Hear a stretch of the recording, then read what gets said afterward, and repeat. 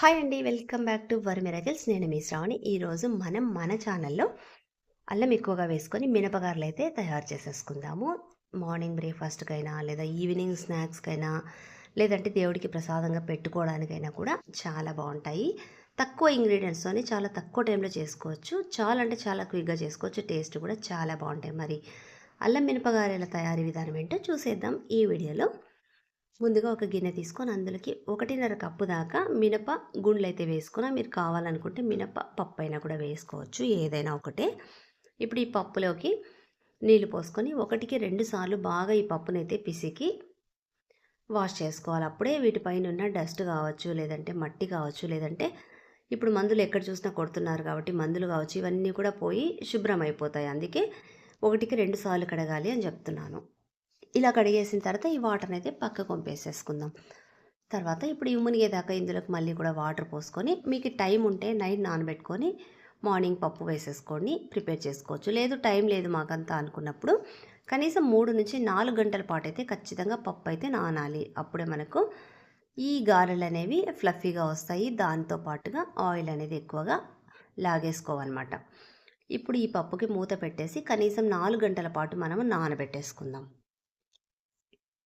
చూడండి, మీకు 4 గంటల తర్వాత చూపిస్తున్నాను. పప్పు బాగా నానిపోయింది, ఉబ్బిపోయింది. గిన్నెలో వాటర్ కంటే కూడా పైకొచ్చేసినాయి కదా! ఇప్పుడు ఒక మిక్సీ జార్ తీసుకుందాము. అందులోకి కొన్ని కొన్ని మనం వేసుకుంటూ, అంటే మిక్సీ జార్ ఎన్ని పడుతుందో అన్నీ వేసుకుంటూ, ఒకేసారి అన్నీ కాకుండా కొద్ది కొద్దిగా వేసుకుంటేనే పప్పు మెత్తగా మనం రుబ్బుకోవచ్చనమాట.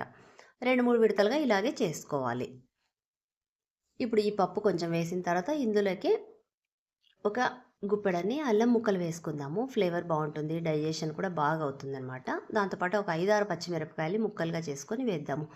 మీరు కారం తినగలిగినంత మిరపకాయలు వేసుకుంటే సరిపోతుంది. ఇప్పుడు మిక్సీ జార్కి మూత పెట్టి మెత్తగా చేసేసుకుందాము. ఇలా చేసుకున్న పిండినంతా కూడా ఒక గిన్నెలోకి అయితే వేసుకుందాము. ఎందుకంటే ఫస్ట్ టైం అయితే మనం పచ్చిమిర్చి అల్లం ముక్కలు వేసాము. 2-3 విడతలుగా వేసుకున్నవి సెకండ్ థర్డ్ టైం అయితే వేయలేదు కాబట్టి మిక్స్ చేయాలి. బాగా పిండిని అయితే బాగా కలపాలి. కనీసం 2-3 నిమిషాల పాటు బాగా కలిపినట్టయితే అంతా కూడా పిండి బాగా మిక్స్ అయిపోతుంది. మనం పిండి ఎంత ఎక్కువ టైం కలిపితే గారెలు అనేవి అంత ఫ్లఫీగా వచ్చేస్తాయి, ఆయిల్ అనేవి లాక్కోకుండా. ఇప్పుడు ఇందులోకి రుచికి సరిపడా కాస్త సాల్ట్ కూడా యాడ్ చేసేసుకుందాం. దాంతోపాటుగా ఒక స్పూను జీలకర్ర వేసుకుందాం. అలాగే సన్నగా కట్ చేసిన కొత్తిమీర ఒక గుప్పెడు, సన్నగా కట్ చేసుకున్న కరివేపాకు ఒక గుప్పెడు కూడా వేసేద్దాము. కరివేపాకును పెద్ద పెద్దగా వేయడం వల్ల పిల్లలు తినరు, పక్కన తీసి పడేస్తారు. అందుకే ఇలా సన్నగా కట్ చేసి వేయడం వల్ల చక్కగా తినేస్తారు వాళ్ళు, తీసేసుకునే ఛాన్స్ కూడా ఉండదు. కాబట్టి ఇవి నేను దేవుడికి ప్రసాదంగా పెట్టాలనుకుంటున్నాను కాబట్టి నేను ఇందులోకి ఉల్లిపాయ అయితే యాడ్ చేయడం లేదు. మీరు ఉల్లిపాయ వేసుకున్నా కూడా చాలా బాగుంటుంది. ప్రసాదంగా పెట్టకూడదు అనుకుంటే ఉల్లిపాయ వేసుకోవచ్చు. ఇప్పుడు ఈ పిండిని బాగా కలిపేసుకోవాలి. మనము 2-3 నిమిషాల పాటు బాగా కలపాలి.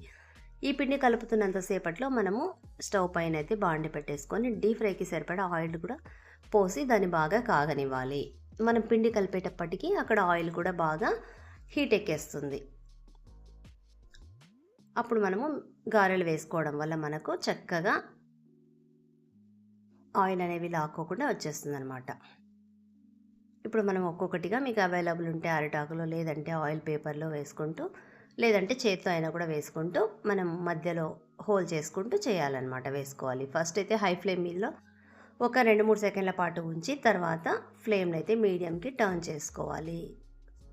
లేదా హై ఫ్లేమ్ మీదనే అయితే పైన మాడిపోతుంది, లోపల మాత్రం పిండి పచ్చిగా అలాగే ఉంటుంది. అందుకోసమే ఫస్ట్ హై ఫ్లేమ్ మీద పెట్టుకొని తర్వాత మీడియంకి అయితే టర్న్ చేసుకోవాలి. అప్పుడే లోపల దాకా పిండి అనేది బాగా ఫ్రై అవుతుంది. అది కూడా గోల్డెన్ కలర్ వచ్చేదాకా మనం ఫ్రై చేసుకోవాలి. చూసారా, అసలు ఆయిల్ అనేది లాక్కోలేదు.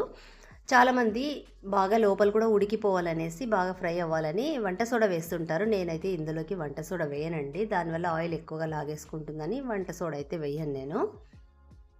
ఇలా గోల్డెన్ కలర్ వచ్చిన తర్వాత తీసేసుకోండి. ఇలాగే మీరు ఎంత పిండి అయితే చేసుకున్నారో అన్ని విడతలుగా ఇలాగే వేసుకుంటూ చక్కగా గోల్డెన్ కలర్ వచ్చేదాకా కూడా వేయించుకోవాలి.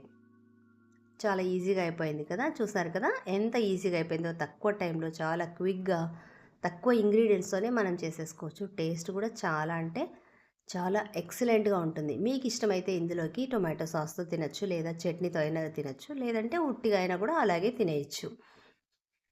చూసారు కదా, మరి ఇంకెందుకు ఆలస్యం, మీరు కూడా తప్పకుండా ట్రై చేయండి. మీకు ఎలాగుందో నాకు ఒక కమెంటు ఇవ్వండి. అలాగే ఈ వీడియోని మీ ఫ్రెండ్స్‌కి, కుటుంబ సభ్యులకైతే షేర్ చేయండి. నెక్స్ట్ మళ్ళీ ఇంకొక మంచి వీడియోతో మళ్ళీ మీ ముందుకొస్తా. Thanks for watching.